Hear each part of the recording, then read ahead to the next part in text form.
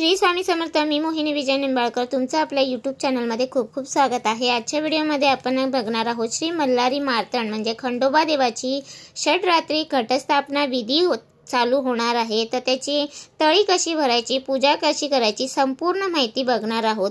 तर 21 नोव्हेंबर पासून ते 26 नोव्हेंबर पर्यंत हा नवरात्र उत्सव चालणार आहे। तर आपल्याला श्री स्वामी स्तवन हे पहिल्यांदा वाचायचं आहे। त्याच्यानंतर स्वामी महाराजांची एक माळ जपायची आहे, श्री स्वामी समर्थ या मंत्राची। त्यानंतर तुम्हाला मंत्र बोलायचा आहे, मुनीना सप्तकोटीना वरद भक्त वत्सला दृष्टमर्दन देवेश वंदेह म्हालसापती। हा मंत्र म्हणत पुरुषांनी हळद व महिलांनी हळद कुंकू स्वतःच्या कपाळी लावायचे आहे आणि खालील मंत्रांनी 4 वेळा तळहातावर पाणी घेऊन पियायचं आहे। ओम ऐं आत्मतत्व शोधयामी नमः स्वाहा। ओम ह्रीं विद्यातत्व शोधयामी नमः स्वाहा। ओम क्ली शिवतत्व शोधयामी नमः स्वाहा। ओम ऐं ह्रीं क्लीं सर्वतत्व शोधयामी नमः स्वाहा।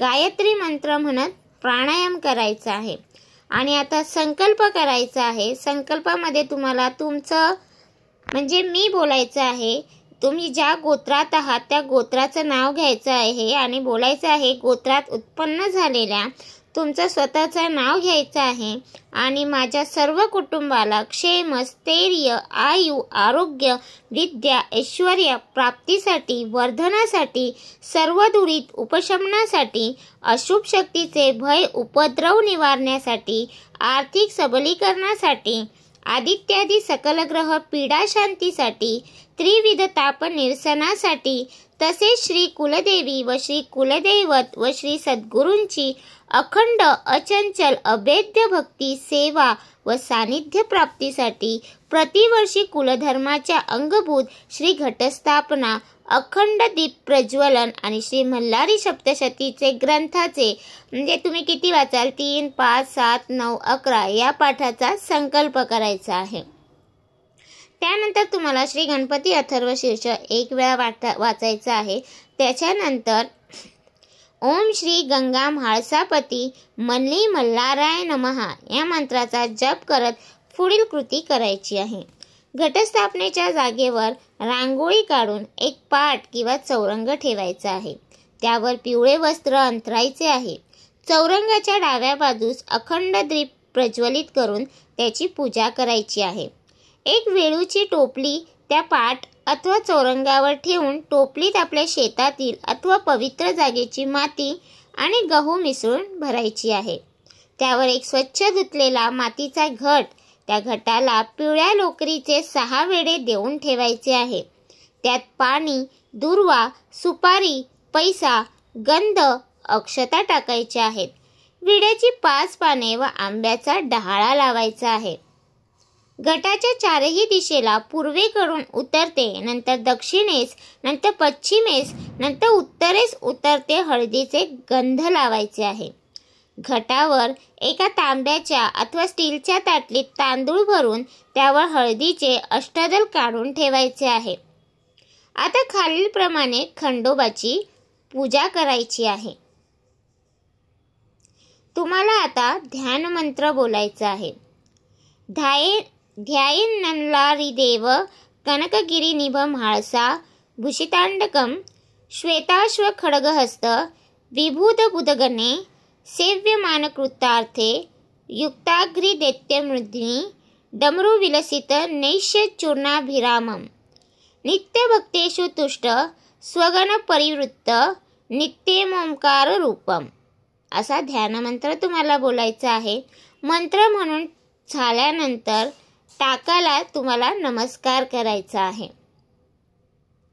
खंडोबाच्या टाकावरती 1 वेळा श्री सूक्त व 1 वेळा रुद्र किंवा शिव महिम्न म्हणून अभिषेक करायचा आहे। घटावर विड्याची 2 पाने पूर्वेकडे देठ करून ठेवायची आहे। त्यावर खंडोबाचा टाक झोपवून ठेवायचा आहे। टाकाची लांबूनच पंचोपचारी पूजा करायची आहे। आता पंचोपचार पूजा कशी करायची, तर तुम्हाला पहिले बोलायचं आहे ओम श्री मार्तंड भैरवाय नमः विलेपनार्थे चंदनम समर्पयामी आणि असं बोलून तुम्हाला गंध लावायचा आहे. अलंकारार्थे अक्षताम समर्पयामी हरिद्रा कुमकुम सौभाग्य द्रव्यानी समर्पयामी. गंध लावून अक्षता व्हावायच्यात आणि हळद लावायचं आहे आणि कुंकू वाहायचं आहे. ओम श्री मार्तंड भैरवाय नमः ऋतुकालोद्भव पुष्पम समर्पयामी असं बोलून तुम्हाला फुले वाहायची आहेत. ओम श्री मार्तंड भैरवाय नमः धूपम आघ्रापयामी असं बोलून तुम्हाला धूप ओवाळायचं आहे. ओम श्री मार्तंड भैरवाय नमः दीपम दर्शयामी असं बोलून दीप ओवाळायचं आहे.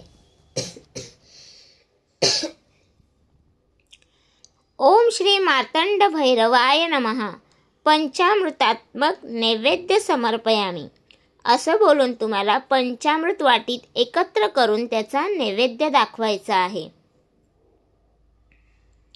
पूजेनंतर एक माळ घटावर खालील मंत्राने बांधायची आहे.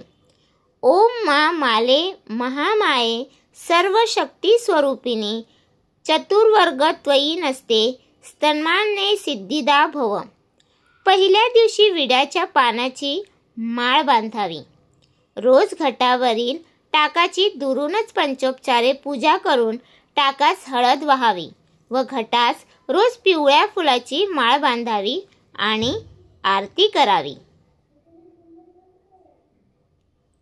6 दिवसात सर्व कुटुंबियांनी मिळून 14 किंवा 28 पाठ श्री मल्हारी सप्तशती ग्रंथाचे करावे. चंपाषष्ठीच्या दिवशी शंख किंवा घंटा ध्वनित घंटावरील खंडोबाचा टाक उचलून प्रतिपदेप्रमाणे अभिषेक व पूजन करावे.